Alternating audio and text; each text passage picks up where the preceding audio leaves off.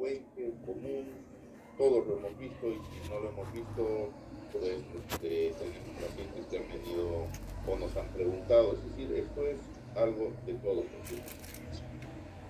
Vamos a empezar recordando el actor principal de esta noche, que es la próstata. La próstata es un órgano en forma de nuez o de una pirámide trunca. La ven acá, se encuentra por debajo de la vejiga y rodea la uretra. Está asentada encima del diafragma genital y su cara posterior está sobre la cara anterior del recto. Su peso aproximado es de unos 20 gramos y sus dimensiones suelen ser pues de unos 3 por 4 centímetros entre dimensiones antero-posterior y transversal por unos 2 centímetros de profundidad. Su función principal es producir algunos componentes del semen, va a intervenir por las fibras musculares que posee en la eyaculación y está relacionada con, con la continencia urinaria. A la palpación, la próstata es plana. Recordemos que la próstata es uno de los órganos que podemos fácilmente acceder en forma clínica a través del recto. ¿Por qué? Porque la mayor parte o gran parte de la estructura se encuentra sobre la cara anterior del recto y es fácilmente palpable. Cuando examinamos a la próstata, cuando es una próstata pequeña, suele ser una próstata aplanada con un surco medio. La próstata está encima de una fascia rectoprostática o llamada también fascia del heno biliar y están adosadas a ellas las vesículas seminales y las ampollas deferenciales, que son parte del sistema reproductor que trae los espermatozoides desde los testículos cuando estos están están maduros. Recordemos que fundamentalmente es una estructura de tipo glandular. ¿Por qué? Porque va a producir una serie de sustancias. Ya vamos a ver cuáles y por qué. Pero también tiene algunas células endocrinas. Bueno, esto es más para los que hacemos cáncer, porque hay un tipo de cáncer de diferenciación neuroendocrina, pero ese es otro tema. Las células basales, la ausencia de células basales en el estudio microscópico nos habla que esas células son neoplásicas, pero también van a tener una parte estromal donde vamos a encontrar músculo liso y mucho tejido conectivo. Es más, el 30%, si el 70% es glandular, vamos a tener que el 30% de la próstata es la araña, la red, el soporte sobre el cual se asientan los capilares, los nervios, las membranas de las glándulas tubuloacinares. Y ahí hay fibroblastos, fibras colágenas, células fusiformes y sobre todo células musculares lisas. Estas células musculares lisas van a ser las que se van a encargar de esas contracciones que se sienten cuando el hombre está eyaculando y que ayudan a expulsar el coágulo de semen lo más lejos posible. Doctor, ¿y qué importancia de la fibra muscular? ¿Qué relevancia tiene? Tiene muchísima relevancia, porque algunos de los mecanismos de aumento de la obstrucción vesical a la salida de la orina es por la contractura de estas fibras musculares. Ya lo vamos a ver un poco más adelante. Recordaremos que la próstata tiene diversas áreas. Este no es un modelo histológico moderno, nuevo, esto ya lo postuló el siglo pasado el doctor McNeil, dividiendo en una forma teórica las diversas áreas prostáticas. Fundamentalmente hoy día vamos a ocuparnos de dos áreas importantes, del área periférica y de la zona transicional. Esta zona de transición que está en verde, esta es la zona que tiene dos lóbulos laterales. Esta zona es la que va a crecer, va a hipertrofiar y es la zona que va a obstruir la salida o a dificultar la salida de la orina cuando la próstata benigna esté creciendo. Esta zona amarilla es otra zona, es una zona periférica. La zona periférica tiene, si bien es una zona bastante grande, tiene el 75% de las glándulas de la próstata. Cuando nosotros hablamos de cáncer, que no es el caso hoy, pero cuando hablamos de cáncer, es esta zona periférica en donde el 75% de las veces se asienta el cáncer. Recuerda que el cáncer de próstata es un adenocarcinoma, es decir, es un cáncer glandular. En la zona de la transición, la próstata, la zona benigna, digamos, tiene solamente muy pocas glándulas, estructuras glandulares. Por eso su posibilidad de tener un cáncer en esta zona es bastante bajo. Alguna vez hemos escuchado, ya operaron a un paciente, lo han operado con cirugía abierta de la próstata, ese paciente está curado del cáncer, nunca más hay que cuidarlo ni protegerlo del cáncer. No, no, doctores. Ese es un concepto que no es correcto, porque la única parte que sacamos cuando hacemos una cirugía de adenoma prostático es esta, la zona de transición, la zona que crece aplastando, presionando a las zonas adyacentes y que obstruye la salida de la orina. Pero ahí la posibilidad de cáncer es baja y se queda toda la zona periférica. Toda esta zona amarilla se queda y esa es la zona donde puede asentarse el cáncer. Para recalcar lo que estábamos diciendo, que esta zona periférica es donde se puede asentar en su mayor parte la posibilidad de cáncer. Entonces, tenemos a la próstata. La tenemos debajo de la vejiga, rodea la uretra, por encima del esfínter voluntario que controla la orina. Tiene una irrigación particular muy importante. Esta es la vena dorsal del pene. La vena dorsal del pene es una vena que se arterioliza sobre la cara anterior de la próstata.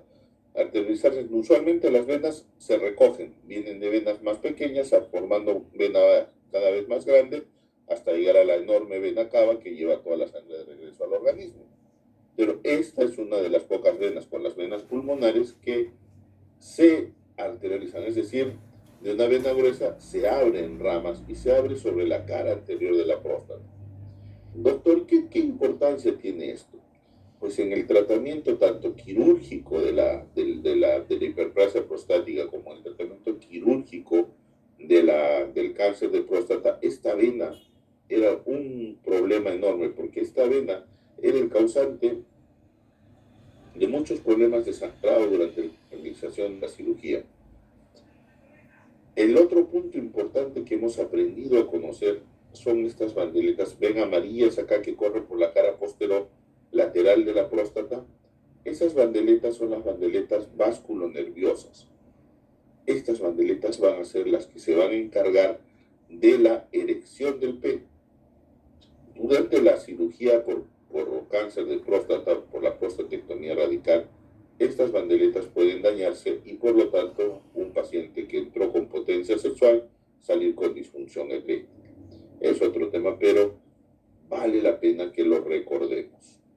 Cuando nosotros operamos un cáncer de próstata, ojo, recuerden lo que les dije hace unos minutos. Cuando hacemos un tratamiento quirúrgico de adenoma de próstata, solo retiramos la porción que ha crecido de la próstata. Cuando hacemos una prostatectomía radical, sacamos toda la próstata y queda un hueco que nosotros afrontamos con una anastomosis con puntos separados y colocamos una sonda en medio para que eso selle. Pero bueno, ¿cómo crece la próstata? El crecimiento de la próstata está regulado fundamentalmente por la testosterona. Ahora, la testosterona, para activarse en su forma activa, la forma activa de la testosterona es la dihidrotestosterona. Esta activación es reducida por esta enzima, la 5-alfa reductasa. Acuérdense mucho de esta enzima. Hay dos tipos de de hidrotestosterona, la tipo 1 y la tipo 2. Ambas son activadas por la 5-alfa reductasa. Esta dihidrotestosterona es la que va a entrar al receptor androgénico y que va a hacer que produzcan los factores de crecimiento de la próstata. Probablemente el primer tratamiento que se activó para el crecimiento prostático fue este. Este fue el primer blanco que se obtuvo. Todavía he tenido yo la oportunidad de verlo. Mi padre es urólogo, ya retirado, pero urólogo al fin. Él me ha contado, pues, cuando en sus tiempos el problema prostático era un problema prácticamente de una cirugía de muerte. Se operaban a aquellos pacientes pues, que ya no toleraban, hacían infecciones, hacían insuficiencia renal, y esos pacientes iban a cirugía. Él en su tiempo de estudiante todavía pudo ver pues, esas cirugías antiguas donde sacaban, enucleaban la próstata, cogían unas mechas largas de gasa. Algunos de nosotros hemos visto todavía esas gasas largas para tapón vaginal, y esas gasas largas las taponaban con esa gasa el lecho de la próstata que se había nucleado, sacaban esa gasa por una herida en la vejiga hacia el exterior a través de la herida o por una contrabertura. Me cuenta mi padre que en aquel tiempo todavía no había sondas Foley, usaban unas sondas con una cabecita de hongo que se llamaban las sondas de Petzer. Algunos de nosotros, yo todavía he tenido oportunidad de conocer esas sondas de Petzer, y dejaban al paciente a esperar que parara de sangrar. Si el paciente sangraba, comenzaban a retirar lentamente esa gasita, entre ayes del dolor, por supuesto, del paciente, esa gasa, y rogar que no se activara el sangrado después de retirar. En otras palabras, era terrible. Posteriormente, pues se fue avanzando. Mucho recuerda a mi padre, pues cuando un urólogo llegó de los Estados Unidos, recuerda que en ese tiempo, pues la educación médica estaba reservada para aquellos que tenían mucho dinero y podían viajar a los congresos, o podían comprar libros en el extranjero, podían asistir a algún hospital a mirar cirugías. Y llegó un médico acá en Lima que se hizo muy famoso, un urólogo que no hasta hace mucho estuvo vivo, y ese doctor trajo la técnica de suturar la celda prostática. Entonces se solucionó el problema del sangrado. Obviamente ese urólogo se hizo famosísimo, protegía su técnica, pero poco a poco esa técnica se fue difundiendo. Pero bueno, nos estamos yendo para otro lado. El primer tratamiento que se empleó para reducir el tamaño de la próstata y aliviar al paciente pues, de los estragos de una cirugía tan grande, porque quedó la fama pues, de ser una cirugía en la que se moría, se debía despedirse, fue esta, el Proscar o finasteride. Proscar era su nombre comercial. El nombre genérico es finasteride. Cuando apareció finasteride, pues fue un alivio para muchísima gente. Fue el primer medicamento que demostró con ensayos clínicos una utilidad, una reducción en las retenciones urinarias, una disminución del 25% del tamaño. ¿Y qué es lo que hacía al final el finasteride? Inhibir esta enzima, la 5-alfa reductasa. Al inhibir esta enzima, la testosterona no se activaba. Al no activarse, no se activaban, no se producían los factores de crecimiento, y al haber esto, la próstata comenzaba a disminuir de tamaño. ¿Y por qué se pierde este control en el crecimiento de la próstata? Pues por la misma edad. Nosotros tenemos un reloj biológico que nos dice en algún momento cómo cambia nuestro metabolismo. De tener un metabolismo a favor del anabolismo, del crecimiento, llega un momento en que se establece que hay un equilibrio entre anabolismo y catabolismo, y de repente, por alguna razón, comenzamos a tener más factores de otro tipo. Se nos pintan los pelos de blanco, y nos sale pelo donde nunca nos había salido, o se nos cae pelo donde siempre lo habíamos tenido, ¿no? Entonces, todas estas interacciones entre las células hormonales y las células prostáticas son las que van a llevar a un crecimiento progresivo de la próstata.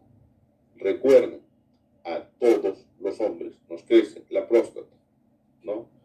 Pero a diferentes velocidades. A partir de los 40 años, a todos nos crece la próstata. No todos vamos a tener síntomas severos. Apenas, pues, más o menos la mitad de las personas por encima de los 55 o 60 años tienen algún síntoma prostático, la mayor parte leves. Solamente un 20% de estos pacientes van a necesitar tratamiento médico o tratamiento quirúrgico para resolver esa sintomatología. Pero aún así, esto es un enorme número de pacientes. Es decir, los pacientes que vamos a ver por problemas prostáticos van a ser numerosos. Uno de cada 4, uno de cada 5 pacientes, pues es enorme. Todos conocemos a alguien que ha sufrido o está sufriendo del problema prostático. ¿Y para qué sirve la próstata? Dirán algunos, para que el urólogo pueda sobrevivir. No, no solamente es para eso, si bien es cierto que del urólogo depende mucho de la próstata, porque es probablemente el 60 o 70% de la consulta que tenemos, pero su función principal es producir unas secreciones que mantienen vitales los espermatozoides. Recuerden que los espermatozoides son células libres que han crecido en los testículos, han madurado y llegan y son almacenadas en las vesículas seminales. Ahí en las vesículas seminales son alimentadas. ¿Por qué? Por sustancias que son producidas por la glándula prostática. Por eso es que decíamos que su función es principalmente glandular. Y esta función glandular y la función del tejido liso para evitar la eyaculación hace que la próstata fundamentalmente esté relacionada con la fertilidad masculina. Vamos a nuestro tema. Entonces, ¿qué es la hiperplasia benigna de la próstata? No hay un consenso único en este diagnóstico. ¿Por qué? Porque tenemos un diagnóstico histológico, es decir, el crecimiento, el aumento en el número de las células, una hiperplasia. Dos, tenemos un crecimiento funcional, la obstrucción que causa este crecimiento prostático benigno. ¿Qué, doctor? O sea, que todas las próstatas grandes no causan obstrucción para orinar. No. Como todos sabemos o deberíamos saber, no hay una correlación directa entre el tamaño de la próstata y el grado de obstrucción. Es decir, hay muchos pacientes que pueden tener una próstata grande y no tener síntomas urinarios. A ustedes, en la práctica diaria, les ha debido pasar más de una vez que viene un paciente, doctor, tengo mi ecografía, me tengo próstata 3, próstata 4, ¿qué voy a hacer? Se desesperan los pacientes. Pero si ustedes indagan un poco, probablemente van a darse cuenta que ese paciente no tiene mayores molestias clínicas. Más adelante vamos a ver cuáles son las molestias clínicas que pueden tener. Entonces, un tamaño prostático grande y por ende una próstata pequeña tampoco quiere decir que un paciente no tiene sintomatología.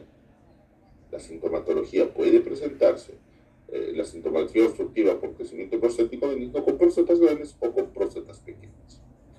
Como les mencioné antes, usualmente la próstata va a empezar a crecer a partir de los 40 años y las personas en general tienen una disminución del flujo pico. El flujo pico es el flujo máximo de orina que nosotros tenemos en un aparato que se llama uroflujómetro. Yo comienzo a orinar y el flujo pico es el nivel máximo de la fuerza del chorro que tengo. Ese flujo pico comienza a disminuir un 2% y la próstata va a crecer aproximadamente, vamos a redondearlo, un 2% por año también. Como les dije, el crecimiento prostático es realmente un aumento en el número de células y van a intervenir en esto, como ya lo vimos, la edad y la regulación hormonal. Ya habíamos mencionado que acá el rol de la dihidrotestosterona es importantísimo, aunque algunos están postulando que también este crecimiento prostático podría llegar a considerarse una enfermedad inflamatoria que está mediado por algunos mediadores de inflamación. No dejen de olvidar que, aunque la próstata está creciendo, la mayor parte de los pacientes permanecen asintomáticos por varios años. Ahora, en la generación de síntomas, no solamente el crecimiento prostático que hace que la salida de orina sea obstruida es la única explicación a esto. También la vejiga envejece, también los mecanismos de control, el control vesical, su fisiología es bastante complejo. Tienen parte que es autonómica, partes que son que puede manejarla la persona a voluntad, partes que la vejiga tiene una respuesta automática simple. Recuerden ustedes cuando escuchan agua correr, les da ganas de orinar. Entonces la vejiga también puede estropearse y no solamente ser un problema en relación con la obstrucción, sino también con la regulación de la dinámica vesical. La obstrucción a la salida de la orina nos va a dar 3 tipos de sintomatología. Antes les llamábamos síntomas irritativos, síntomas obstructivos. Actualmente lo usual es hablar de síntomas de almacenamiento, síntomas de vaciado y síntomas postmiccionales. ¿Qué sucede cuando no puede salir la orina por la uretra? Hay un stop, hay una obstrucción causada por la próstata que ha crecido. Pues la vejiga lo va compensando y lo va compensando engrosándose, haciendo que los músculos de la vejiga aumenten. Cuando nosotros hacemos una cistoscopía en un paciente que está obstruido de larga data, encontramos en la vesícula lo que llamamos trabeculación vesical, que puede ser leve, moderada o severa, y que no es más que el reflejo del aumento de la parte fibromuscular de la vejiga que ha necesitado y que necesita hacer un esfuerzo adicional para poder vencer la resistencia que ocasiona la próstata a la salida de la orina. Entonces, esto en algún momento se puede descompensar, la vejiga va aumentando de tamaño a medida que comienza a retener orina más crónicamente y llega el momento en que el paciente se fue a una fiesta, se tomó sus tragos y al día siguiente no puede orinar. Estoy seguro que esta historia ustedes la han escuchado más de una vez en los servicios de emergencia cuando algún paciente llega con una retención urinaria, no siempre, pero usualmente asociada con el consumo de licor. Este vaciamiento incompleto en la vejiga va a ocasionar orina residual, por ende vamos a tener infecciones urinarias, se pueden formar cálculos, puede suceder la retención aguda, que es cuando requieren una sonda de emergencia, o una retención crónica. Esa retención crónica en la vejiga va a hacer que los riñones vayan poco a poco no pudiendo vaciarse en la vejiga llena. Eso va a ocasionar una hidronefrosis bilateral. Esa hidronefrosis bilateral con el tiempo puede llevar a una insuficiencia renal. Doctor, pero eso será en la antigüedad. No, hasta el momento. Hace 3 días he visto un paciente de joven, relativamente 65 años, con un tiempo de enfermedad de 7 años, con esta sintomatología urinaria que ha ido aumentando progresivamente y que llega porque orinó sangre y él ya tiene un 60% de residuo postmiccional, con un globo vesical palpable y con una creatinina en 5 y una urea en 120. ¿Por qué fue al médico? Porque sentía un sabor metálico en la boca. Recuerden ese dato, cuando a un paciente se les queja de sabor metálico en la boca, mídanle urea y creatinina, tengan por seguro que con gran probabilidad esa urea está bastante elevada. Pero bueno, estamos saliendo del tuesto.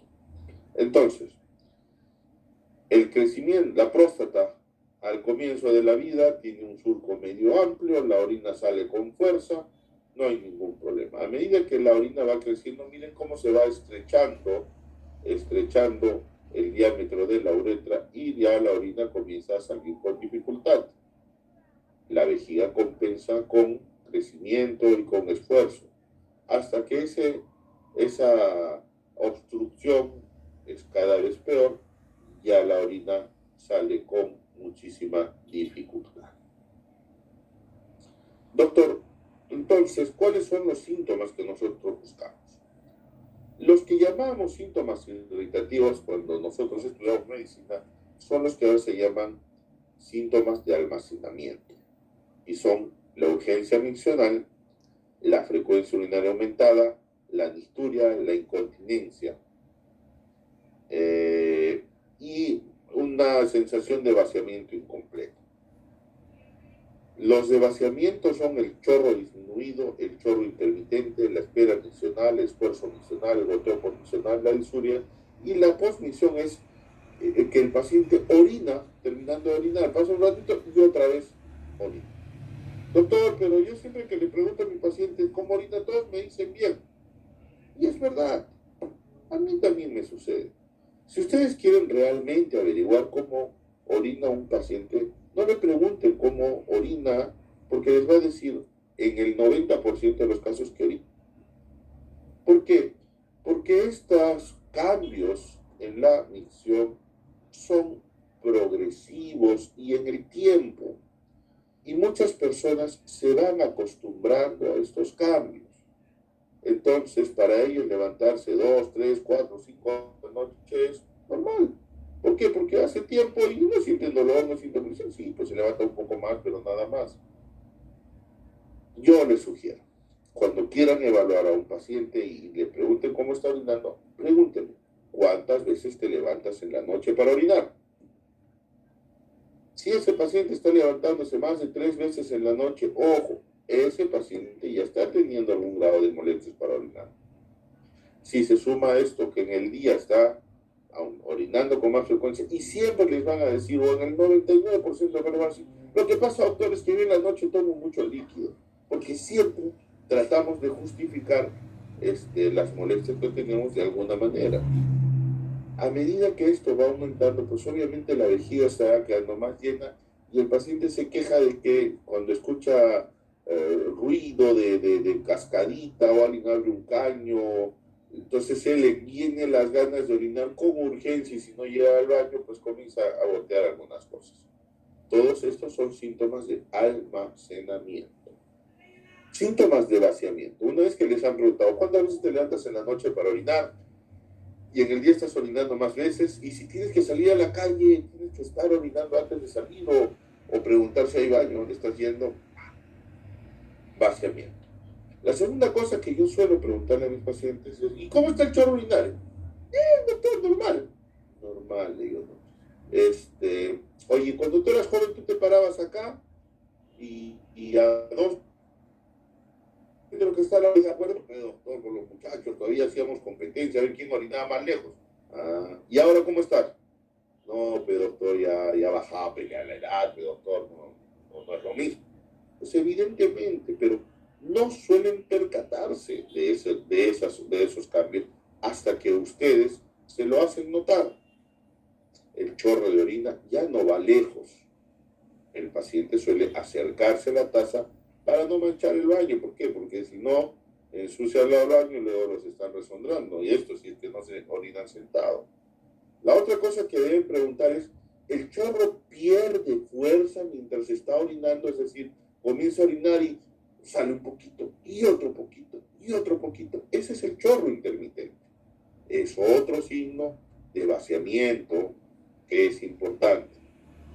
Las otras dos cosas que siempre deben preguntar es, cuando comienzas a orinar, ¿demoras en salir el chorro?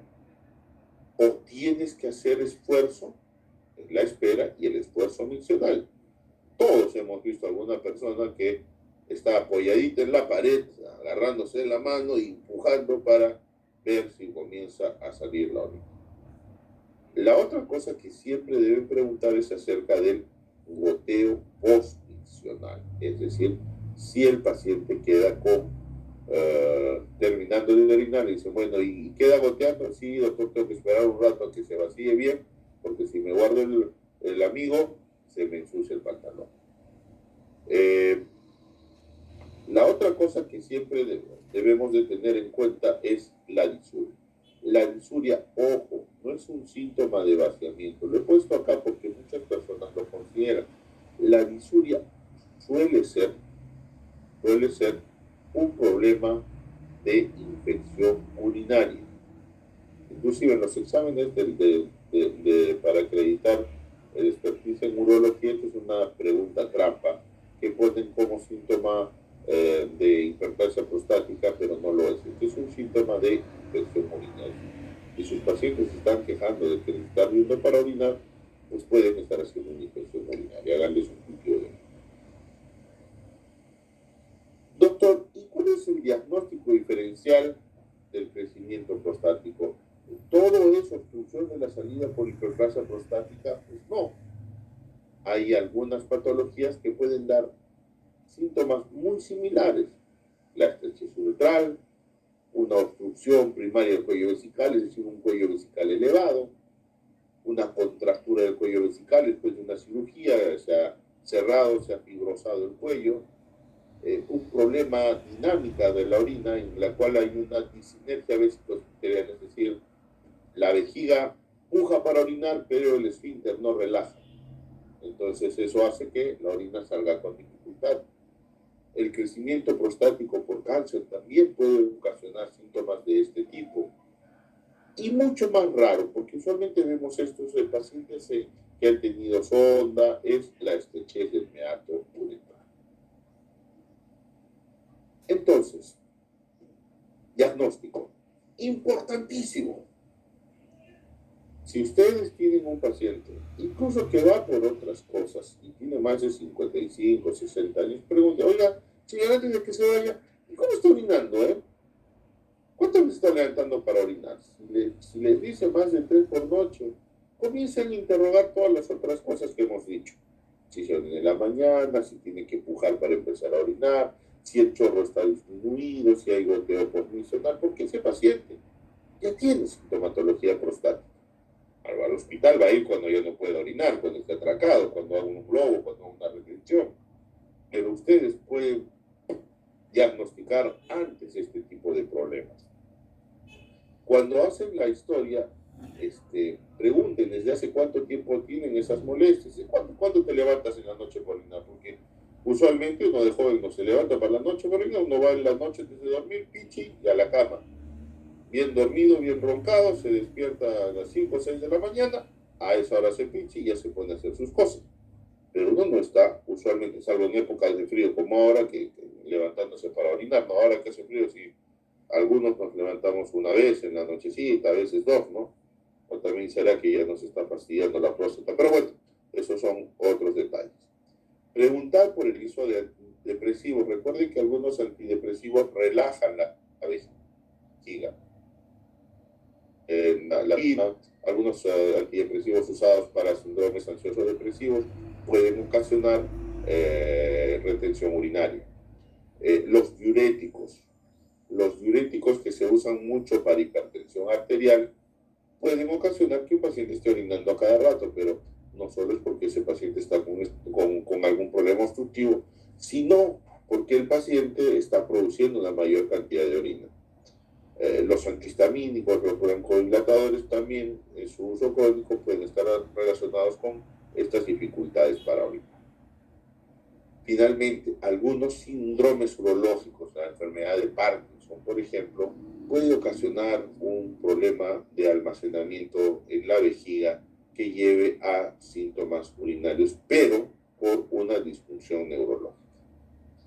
A la hora de examinar, nunca se van a arrepentir de examinar a todo el paciente, pero fundamentalmente es importantísimo palpar el abdomen, a ver si hay un globo vesical. Se palpa fácilmente por encima de la cicatriz umbilical cuando hay un globo vesical que es posible examinarlo clínicamente. Hay que examinar el pelvis, el periné. A veces es un examen neurológico muy somero, muy enfocado, a ver si no hay temblores en las manos, si no hay estado de hacer bolitas, o si este paciente ha tenido un accidente cerebrovascular, un poco de fuerza muscular, nos puede ayudar. Importante, básico y no me cansaré jamás de decir, no dejen de meter el dedo para no meter la pata, hagan un examen rectal de la próstata. Es pluscuam importantísimo. En la Escuela de Prevención de Cáncer de Próstata, pues hacemos cursos a nivel de todo el país, instando o haciendo recuerdo la importancia que tiene un tacto rectal en la evaluación prostática. Si bien es cierto, nos es útil junto con el PSA para sospechar un cáncer de próstata, también es cierto que es indispensable su realización cuando tienen un paciente con síntomas urinarios, porque como dijimos, también un cáncer de próstata puede ser causa de problemas para miccionar y quizás con un examen a tiempo puedan ayudar muchísimo a su paciente para que no lleguen con la enfermedad tan avanzada como ahora los vamos teniendo. La próstata puede tener diversas presentaciones, desde próstatas pequeñas con un lóbulo medio o asimétricas. Usualmente la próstata suele ser simétrica en su crecimiento, pero a veces crecimientos de próstatas que son pequeñas nos pueden obstruir la salida del cuello de la orina. Entonces, cuando haces una cistoscopía, tengo un canal prostático amplio, pero un cuello vesical elevado, que es la causa de la dificultad para miccionar. Y estos son los pacientes que suelen tener en ecografía una próstata de 25 centímetros, pero con una retención urinaria importante. Ya conversamos acerca de la zona periférica, que esta es la zona donde trabaja o donde funciona el cáncer, y esta es la zona transicional. Cuando nosotros hacemos cirugía, es esta zona transicional, que obviamente está más crecida cuando ocasiona sintomatología, la que operamos, evitando hacer daño a los meatos ureterales que están un poco más adentro. Pero esta zona transicional es la que ocasiona los problemas de crecimiento prostático benigno. Doctor, entonces, ¿cómo funciona todo esto? Recuerden lo que les dije. Crecimiento prostático a todos los hombres mayores de 40 años. No a todos nos va a producir síntomas, por favor, bien claro eso. Cuando tenemos síntomas producidos, hay algunos problemas que causan obstrucción que no son hiperplasia prostática benigna.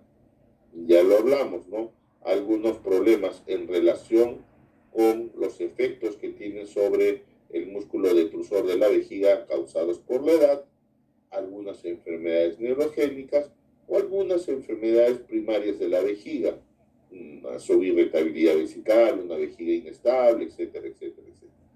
Todo esto nos va a causar síntomas del tracto urinario bajo, que ya habíamos hablado de cuál se trata. ¿Y cómo evaluarlo? Esta sintomatología nosotros solemos evaluar preguntando al paciente cuántas veces te levantas en la noche a orinar, pujas para orinar, el chorro está disminuido. Está reflejado en cuestionarios. Quizás el cuestionario más conocido por todos sea el IPSS, Index Prostate Symptom Score, ¿no? Que es el... ¿Sí? ¿Alguna pregunta?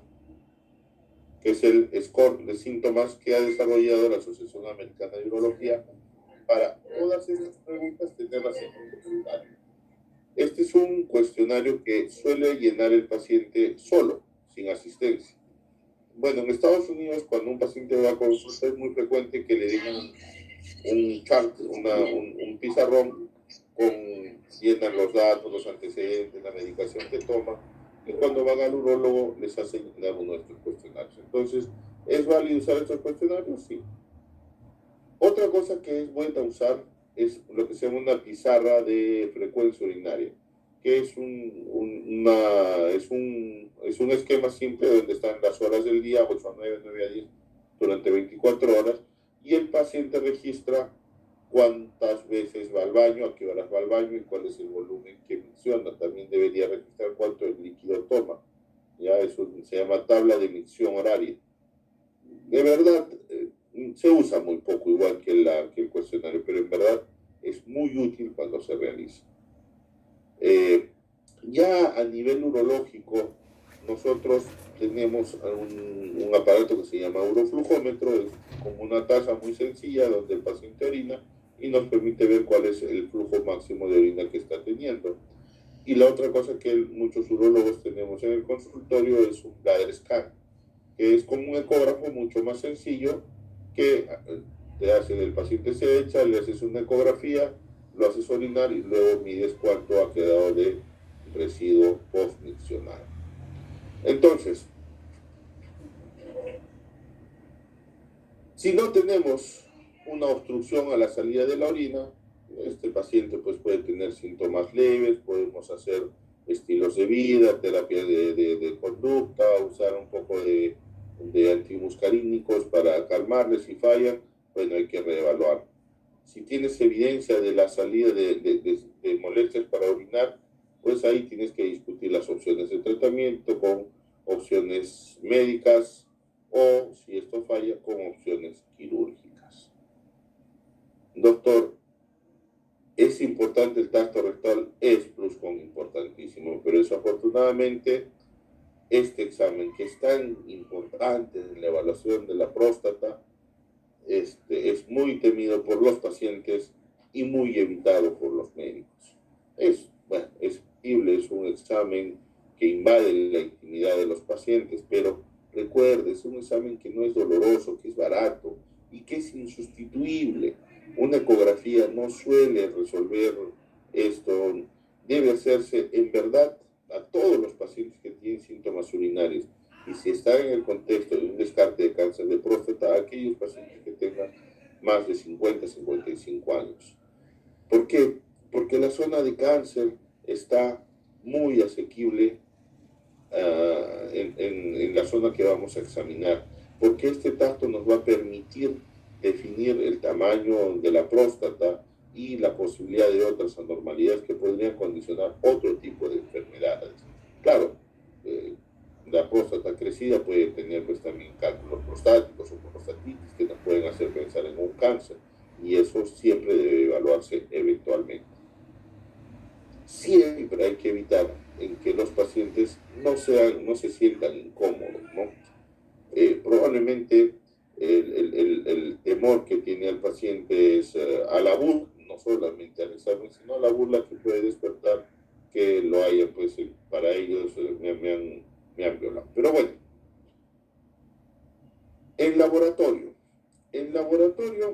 yo les voy a decir cómo yo suelo usar esto. Yo suelo pedir siempre un examen de orina completo, en búsqueda pues de posibilidad de una infección urinaria. Si el paciente tiene sintomatología de infección, le pido de frente un cultivo de orina. Recuerden que puede haber también una colonización bacteriana, no necesariamente puede haber infección, pero puede haber colonización.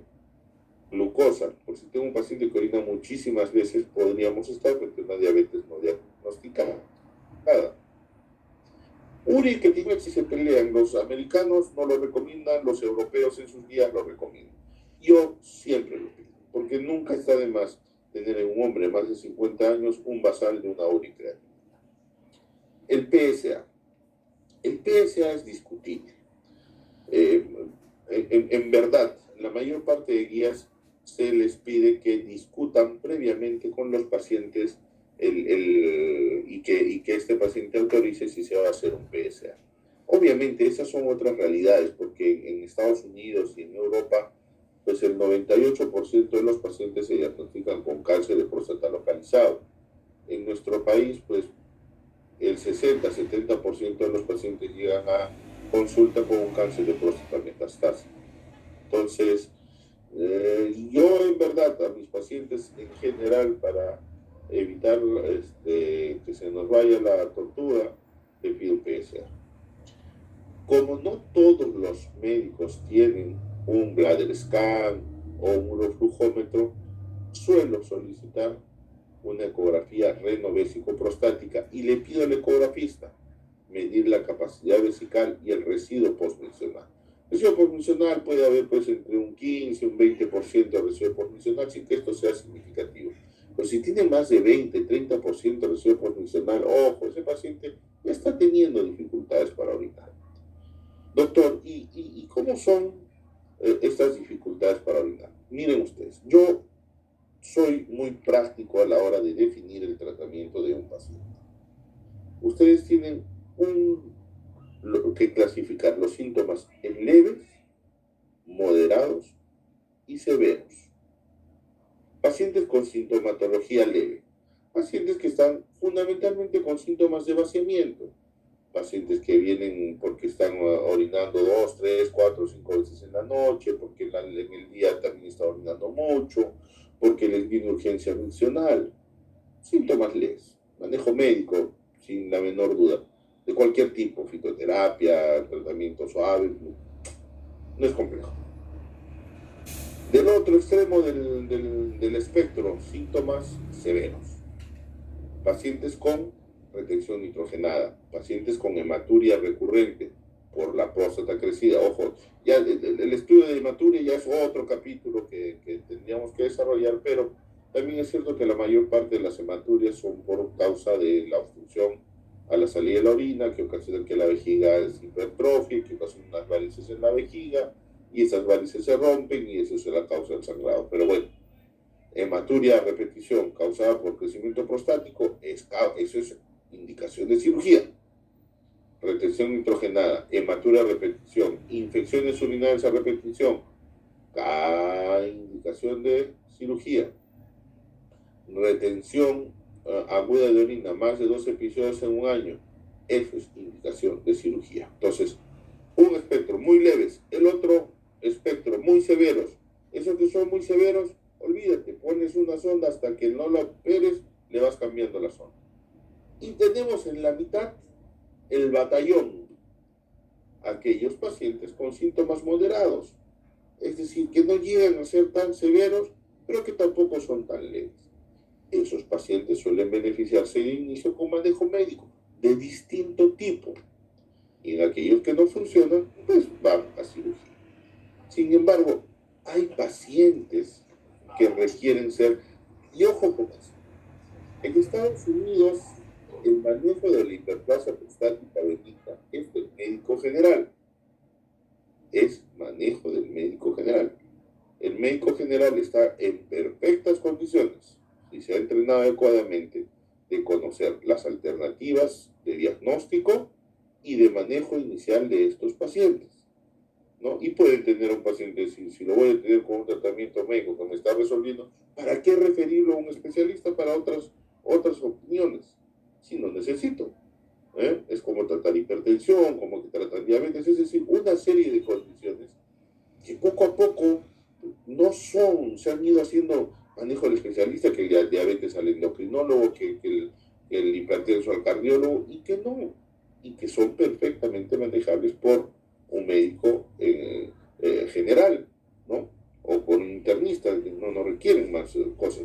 Pero sin embargo, hay pacientes que sí requieren ser referidos.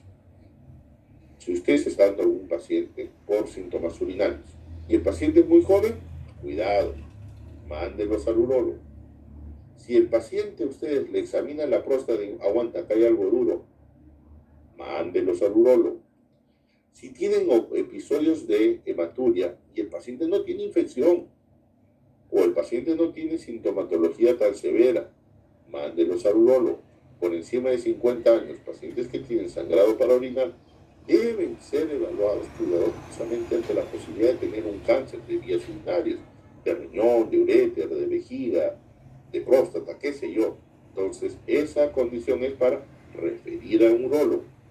Si le doy tratamiento inicial y no me funciona, de repente, pues acá hay otras condiciones que están asociadas, y no es solamente el crecimiento prostático el que está ocasionándome los síntomas del tracto urinario bajo. Disculpe, acá está Low Urinary Tract Symptoms, está en inglés. Si hay pacientes que ya se han cansado de tomar la pastilla y dicen, ya me aburrí de tomar talculosina todos los días o lo que sea, y desean operarse, refieren. Los pacientes que no pueden, que les escapa la orina, o los pacientes con síntomas graves, referir. Y si el residuo miccional o miccional es de 300 a 400 por ese paciente tiene una retención demasiado severa. Refiéranlos al urólogo. Doctor, ¿y le puedo ir poniendo una sonda?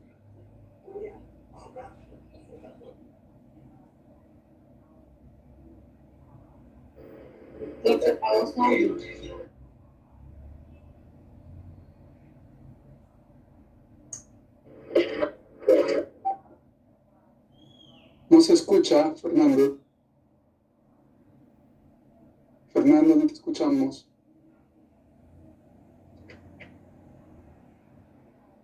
Ahora. Ahora sí, ahora sí.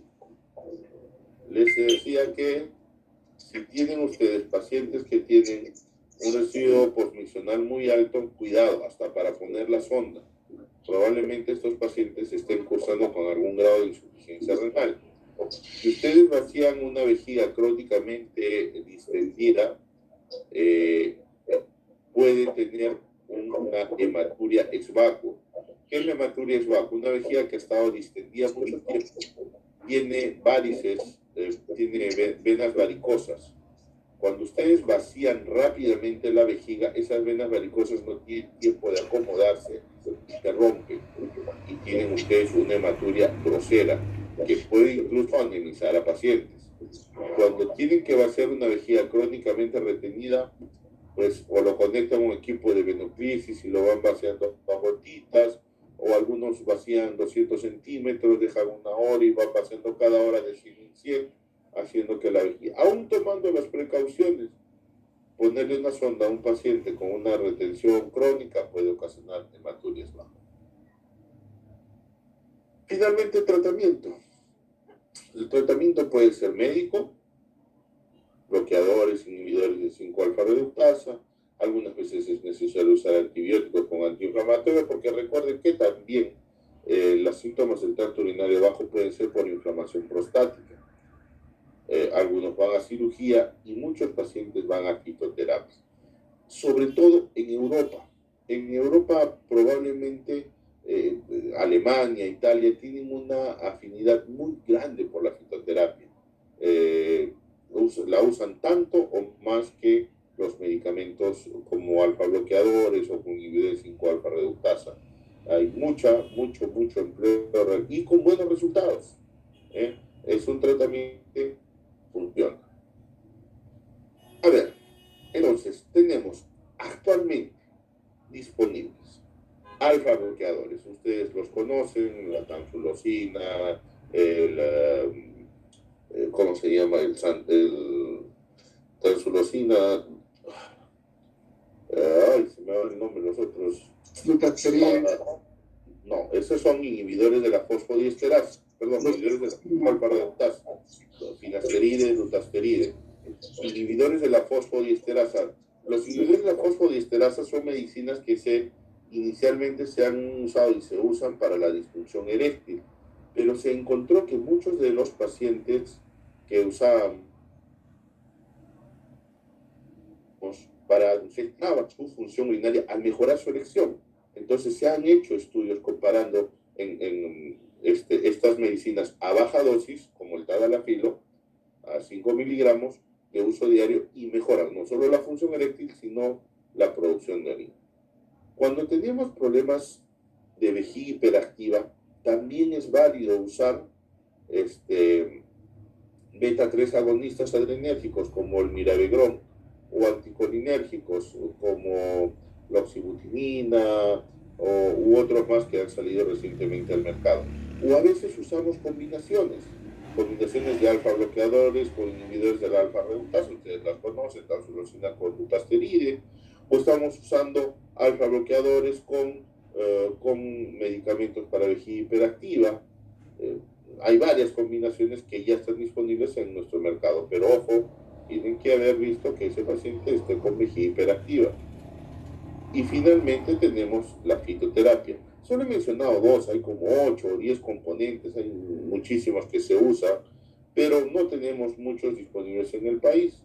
Algunos de los que tenemos son Sao Palmetto y el Pythidium africano. Entonces, acá están los que se me dio en la cabeza hace un momento.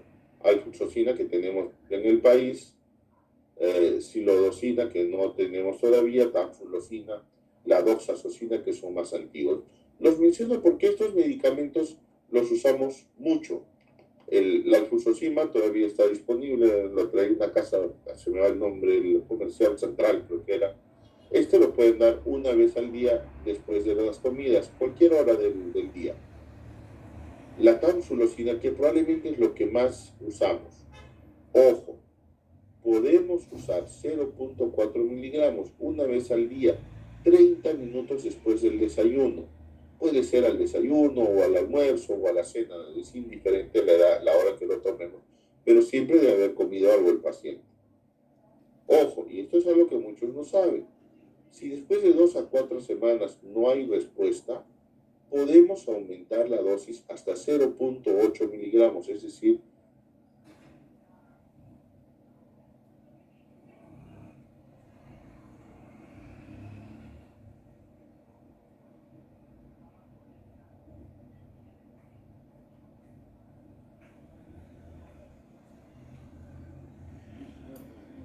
parece que se conectó, doctor. Hay un problema técnico, voy a comunicarme con el doctor. Que Serenoa repens es la única, bueno, una de las pocas, hasta donde yo sé, es la única que tiene estudios Cochrane, tiene efectos, tiene mecanismos de acción demostrados y tiene trabajos comparando con medicamentos de origen que demuestran que funcionan. Como les decía, no todos los pacientes responden al tratamiento, esto lo habíamos conversado.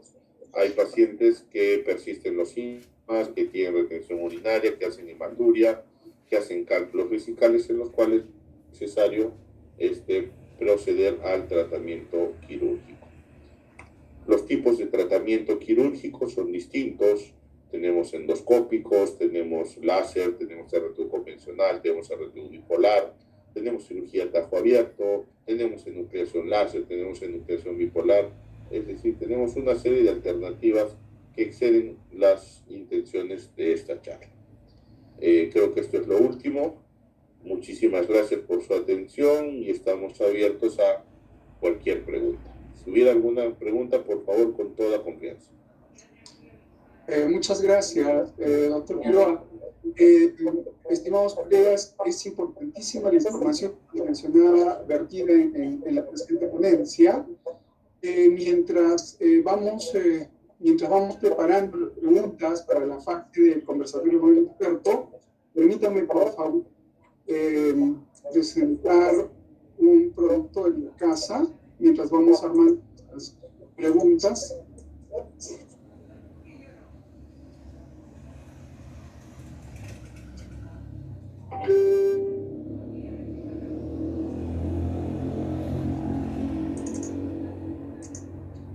¿Se llega a ver?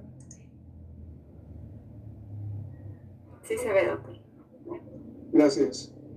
Bien, en la casa nosotros tenemos a prostanatur de 320 miligramos, que es Serenoa repens. Recordemos la importancia de esta enzima, que es la 5-alfa reductasa, importantísima para controlar este proceso que es la hiperplasia prostática.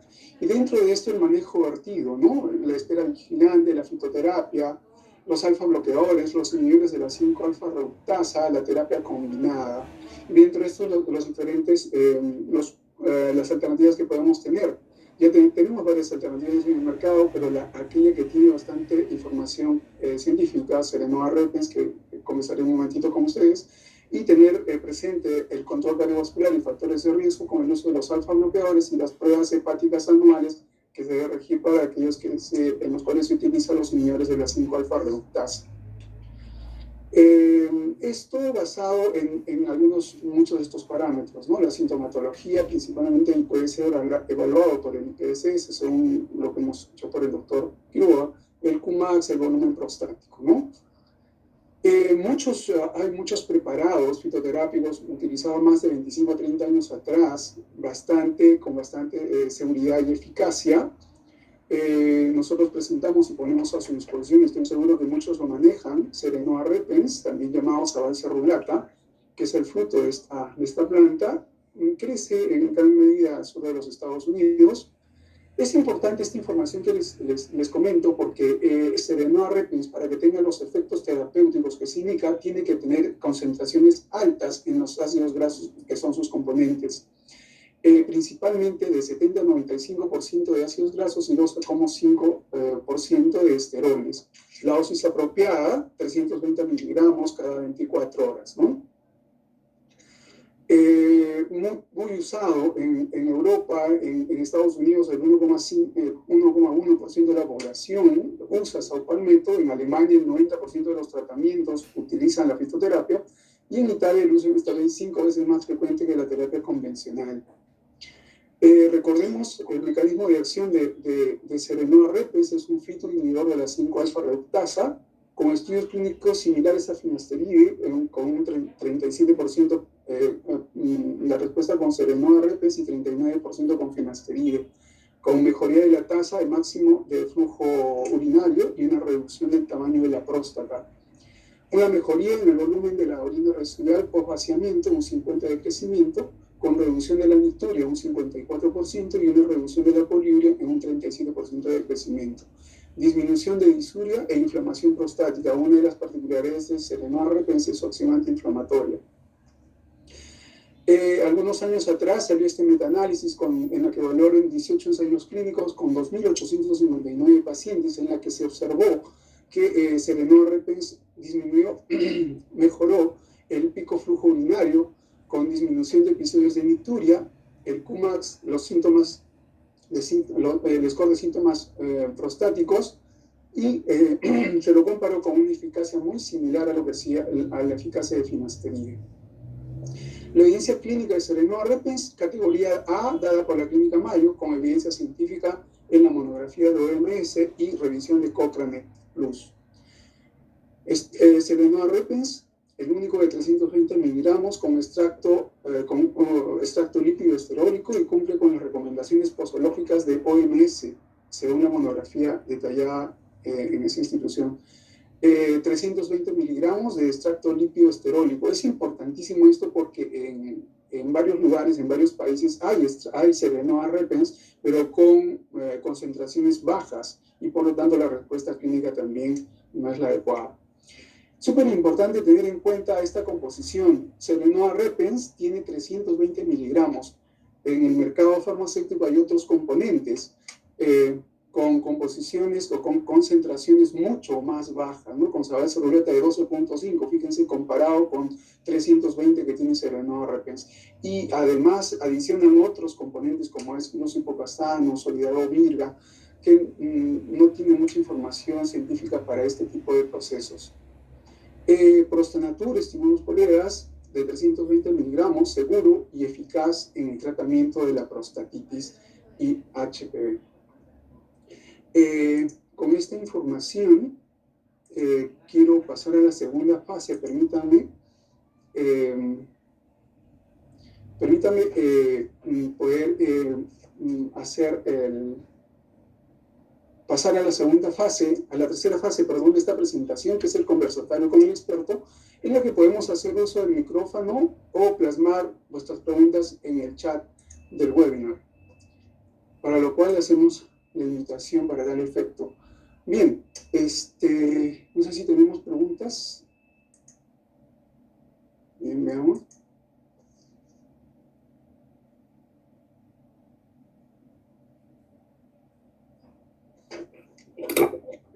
Bien.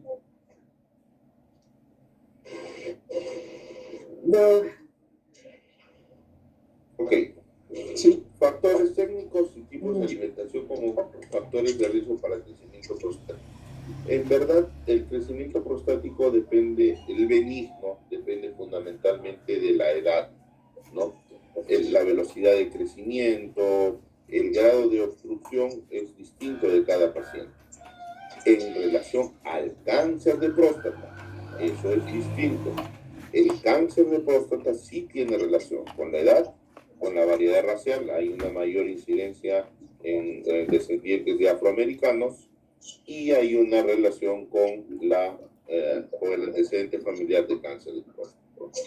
En relación a alimentación para HPV, no.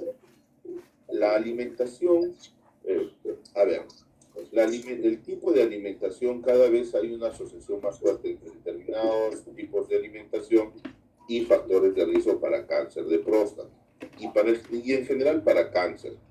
El alimento no suele ser ni veneno ni medicina. Es el tiempo de hacer una alimentación adecuada. Es decir, a más tiempo que una persona se alimente sanamente, pues tiene una mejor conservación de sus mecanismos de defensa. Recuerden ustedes que nosotros nos vamos deteriorando con el paso del tiempo. Nosotros somos como un carro. Si a tu carro le echas aceite de buena calidad y gasolina de buena calidad, pues tengan la certeza de que probablemente a los 10 años ese carro va a estar mucho mejor que aquel que usó gasolina con plomo o aceite de barril. No tengan la menor duda. Nosotros somos lo mismo. Pues mantendremos una mejor salud mientras más tiempo tengamos una alimentación sana, mantengamos un peso razonable y hagamos ejercicio en forma regular. No solo para el cáncer de cualquier tipo, sino también para todo tipo de enfermedades crónicas. Hablemos de enfermedades cardiovasculares y de enfermedades metabólicas como la diabetes. ¿Alguna otra pregunta? Interesante su pregunta, doctor Valderrama.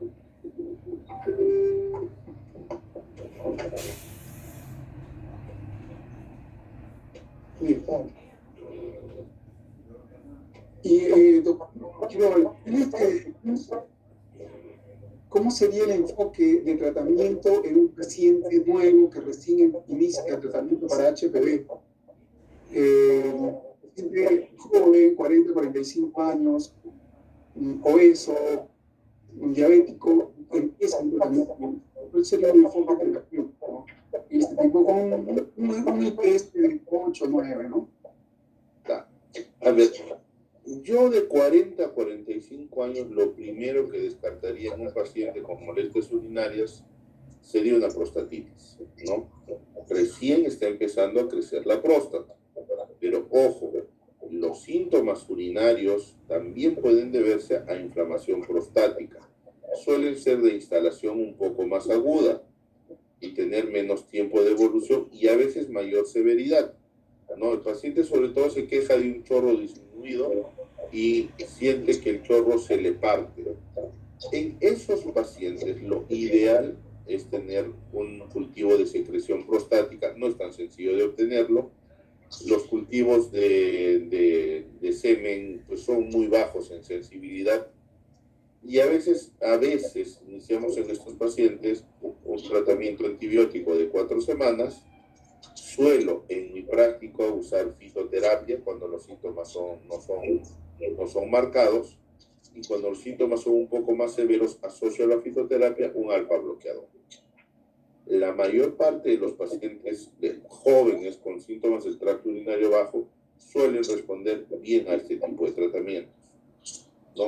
Ahora, ojo, si en la historia clínica tú tienes un paciente joven, diabético, descompensado, ojo,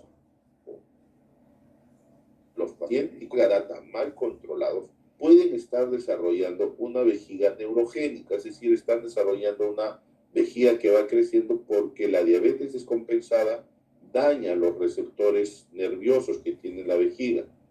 Por eso es que las personas con diabetes de larga data son estreñidos o son retencionistas de orina crónicos.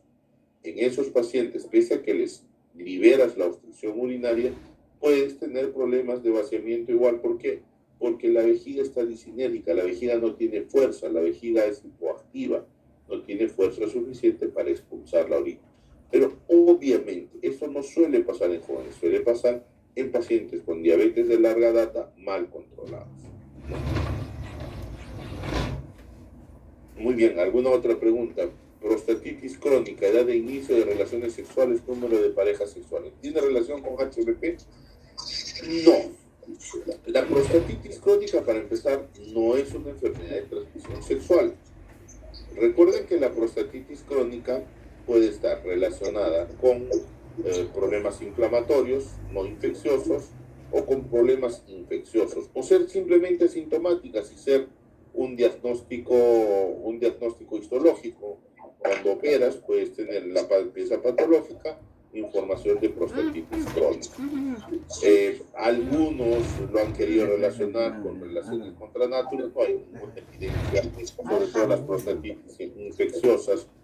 Pueden llegar por contigüidad, los pacientes muy estreñidos pueden hacer de prostatitis infecciosas, o se dice que de focos crónicos, como por ejemplo problemas crónicos de faringitis, puede llegar los gérmenes por la sangre y hacer prostatitis. Sea como sea, si tienes una prostatitis infecciosa, ojo que no es tan sencillo de diagnosticar por cultivo, puede y es válido usar tratamiento antibiótico. Usualmente usamos quinolonas por 4 semanas, a 6 semanas, a 8 semanas, dependiendo del tipo de quinolona que empleemos. Las quinolonas son, junto con las sulfas, antibióticos que pueden penetrar la próstata. En la próstata no entra con facilidad un antibiótico, por eso los tratamientos tienen que ser prolongados, no menos de 4 semanas con un antibiótico como levofloxacino. ¿Tiene relación con HBP? No. Están tratando de relacionar a la prostatitis con problemas de cáncer. ¿Cómo lograron relacionar los problemas de cervicitis causados por HB, por VIH virus con el cáncer de cervix? Pero aún no hay una asociación clara entre prostatitis y cáncer de próstata. Excelente.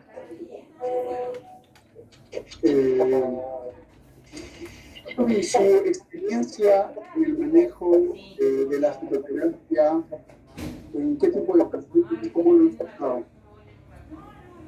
Mira, en verdad yo suelo usarla, como te dije, siempre en problemas de prostatitis. Puedo usarla en manejo pacientes con hiperplasia prostática benigna. A diferencia de alfa bloqueadores, los alfa bloqueadores tienen con mucha frecuencia problemas de hipotensión y muchas veces problemas de rinitis. Hay pacientes que les ocasiona una rinitis bastante fastidiosa. Además que la fitoterapia suele ser bastante aceptada por los pacientes. Hay cierta tendencia hacia lo natural que al paciente le beneficia mucho cuando sí, es que mientras menos medicina toman es un poco más sano, ¿no? Esto sabemos que es solamente un tema de percepción. Pero sí, me va bien con fitoterapia y suelo emplearlo. Según el grado de hiperplasia prostática aumenta la dosis de Serenua Replex. En verdad, en Perú tenemos dosis de 320 miligramos. Hay otra marca que tiene, creo, de 120 miligramos. Me parece que la recomiendan 2 veces al día. En Estados Unidos sueles tener dosis de 500 miligramos. Pero recuerden que va a depender mucho de cómo se prepara. O sea, todos los saopalmetos son iguales, no. Va a depender mucho el tipo de preparación para lograr el compuesto. En mi práctica en general no suelo aumentar la dosis, suele bastarme con un comprimido de 320 por día. No suelo hacerles comprar de 500 miligramos ni de mayor dosis, pero sí, en Estados Unidos hay disponible en mayor dosificación.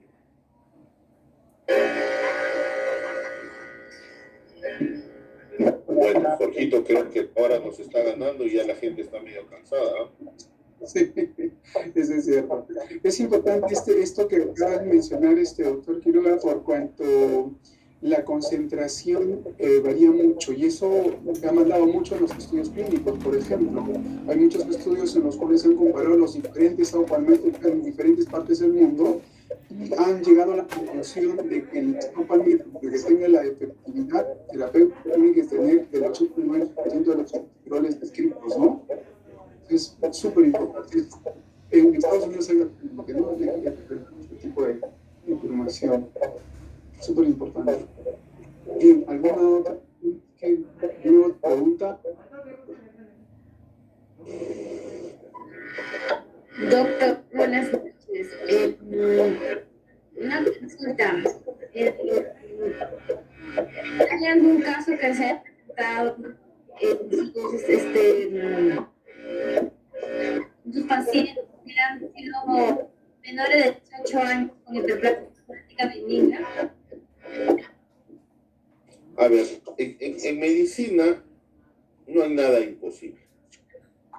Hay improbables, hay infrecuentes, imposibles no hay. Pero si yo tengo un paciente con infecciones urinarias a repetición, joven, pues mis primeras alternativas probablemente serían a los 18 años un trauma uretral, si fuera menor, unas valvas uretrales que suelen ser causa frecuente de infección urinaria en niños, estenosis del meato uretral, que es bastante raro, pero antes era mucho más frecuente las estrecheces uretrales por gonorrea, pero no. Si yo tuviera un paciente con problemas urinarios menos de 18 años, podría hasta buscar una vejiga neurogénica, una espina bífida oculta que esté causando estreñimiento, preguntaría mucho acerca de estreñimiento, haría un examen neurológico, pero no, HBP sería probablemente una de las últimas cosas en las que pensaría, y que si esto pudiera haber sucedido, pues probablemente llegaría por descarte, ¿no? Pero no sería la primera cosa en la que pienso. ¿Hemos visto cáncer de próstata en personas muy jóvenes? Sí. Tenemos un caso de un muchacho de 25 años que hizo no un adenocarcinoma de próstata, sino un sarcoma de próstata. Pero vuelvo a decir, estos son las excepciones, lo raro, lo infrecuente, no lo que esperas cuando evalúas un paciente. Doctor Fernando, muy buenas noches. Rasuchu, quería saber, bueno, tengo dos preguntas, doctor.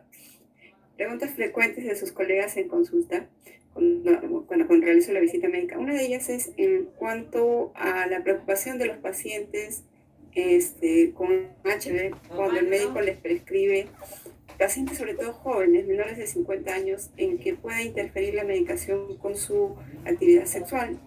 Entonces, muchos de sus colegas mencionan, por ejemplo, que con Serenor-Reps, en este caso con Prostanatur, les ha ido muy bien porque no tiene efectos secundarios como si podría tener una tamsulosin, un toasteride. Quería yo saber cuál ha sido su experiencia en estos casos de estos pacientitos, sobre todo jóvenes. Y la otra pregunta, doctor, quería saber también su experiencia, el uso asociado de Serenor-Reps, en este caso Prostanatur, de repente en etapas más avanzadas de un HPV moderado, severo, otras moléculas, no tan solosina o dutasteride. Eso también quería saberlo. A ver, en general, los alfa bloqueadores lo que producen no es un problema de disfunción eréctil. Lo que pueden tener es una eyaculación seca. Recordemos que lo que hace el alfa bloqueador es relajar la fibra muscular lisa de la próstata. ¿Recuerdan esas fibras musculares que ayudan a que se expulse el semen? Pues bueno, este alfa bloqueador relaja las fibras musculares del cuello de la vejiga y de la próstata. Estas fibras musculares del cuello de la vejiga son las que se cierran al momento de la eyaculación. Cuando el semen es necesario dispararlo hacia afuera, pues hay que hacer algo para que no se meta para la vejiga. Entonces lo que hace el organismo es cerrar el cuello vesical y hacer que esto se expulse hacia afuera. Si yo uso un medicamento que me relaja las fibras lisas, ¿qué es lo que voy a conseguir? Que el cuello vesical no se cierre. ¿Y qué es lo que sucede? Que el paciente tiene una eyaculación seca. Es decir, que sucede después también de cirugía de próstata, por cierto, Es decir, que va a tener la sensación de eyacular, pero no va a haber emisión de esperma. 2. El Serenor-Reps tiene un mecanismo de acción parecido al de finasteride, es decir, bloquea la 5-alfa reductasa. En finasteride y en dutasteride se ha descrito hasta un 15-20% de disminución de la libido, de pérdida de deseo sexual, ¿no? Pero eso pues es variable, ¿no? Más bien, tú podrías esperar que por mecanismo de acción el paciente se queje más con fitoterapia, pero vuelvo a decir, esto es muy subjetivo, ¿no? Porque muchas veces el paciente siente que al tomar algo natural está tomando algo mucho más sano y que no ocasiona ningún evento indeseable, lo cual no es cierto. Tenemos muchos tipos de fitoterapia que puede causar también efectos deseables. Ojo, hay farmacopea para fitoterapia, En Estados Unidos, en el mismo Physician Dex Reference, ustedes van a tener fitoterapia que tiene sus indicaciones, sus contraindicaciones y los efectos indeseables que pueden causar distintos tratamientos alternativos. Ya, es mucho más fácil aprobar fitoterapia en Estados Unidos que una droga, pero eso no quiere decir que un medicamento natural no pueda tener también sus demonios. Todo tiene sus beneficios, pero también sus riesgos. Sí. ¿Alguna pregunta? Sí, doctor, buenas noches. Le saluda Elizabeth, representante del laboratorio Cherpharma. Un gusto saludarle. Doctor, ahora que mencionamos lo de Selenova RP, he escuchado muchos a colegas durante la visita médica que por ser fitoterapia nos dan inicio de tratamiento. Me gustaría saber ahorita, según su experiencia, ¿es necesario lo que es para la prostatitis usar o utilizar Selenova RP? Mira, hay 1000 maneras de pelar a un gato. Lo importante es que al término termine calado. Si quieres lo rasuras con una máquina, lo pelas con agua hervida. Cada quien tiene una manera distinta de enfocar un mismo problema.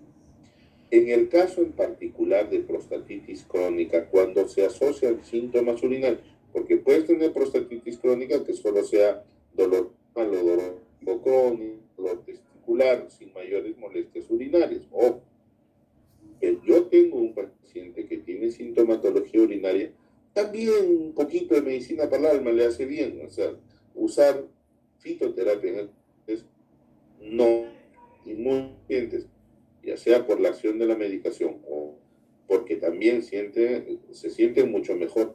Sí, para prostatitis generalmente suelo emplear fitoterapia de inicio. Si los síntomas son más severos y está descrito, es válido emplear en prostatitis un alfa bloqueador asociado con la fitoterapia, ¿no? Y si sospecho de un infeccioso, definitivamente va a de un antibiótico. Con tiempos de fitoterapia no menores a 3 meses.